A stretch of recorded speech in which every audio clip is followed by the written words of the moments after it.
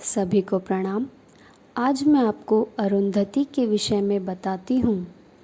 अरुंधति महान तपस्विनी थी। अरुंधति ऋषि वशिष्ठ की पत्नी थी। एक बार सप्तऋषि हिमालय पर्वत पर 12 वर्ष के लिए तपस्या करने चले गए। वे अरुंधति को जंगल में बने आश्रम में अकेला छोड़ गए। इस बीच जंगल में भयंकर अकाल पड़ा जो 12 साल तक चला। आश्रम में अरुंधति के लिए खाने को कुछ भी नहीं था। इस कठिन समय में उन्होंने भूखे रहकर ही भगवान शिव की तपस्या करनी शुरू कर दी। शिवजी उनकी परीक्षा लेने के लिए एक बूढ़े ब्राह्मण का वेश धारण करके आ गए।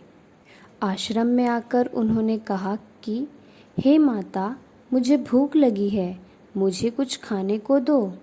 अरुंधति ने कहा, हे ब्राह्मण देव, घर में खाने के लिए कुछ नहीं है, बस थोड़े बदरी के बीज हैं, इन्हीं को खा लीजिए।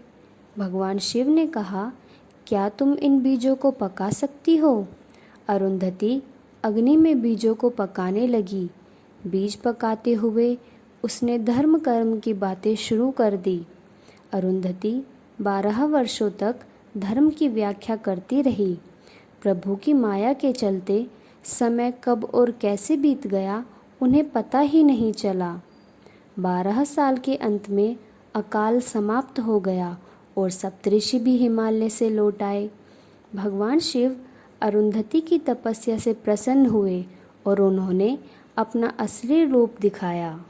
उन्होंने ऋषियों से कहा कि अरुंधति की तपस्या आपके द्वारा हिमालय पर की गई तपस्या से अधिक उत्तम थी। फिर भोले शंकर ने अरुंधति के रहने के स्थान को पवित्र किया और चले गए।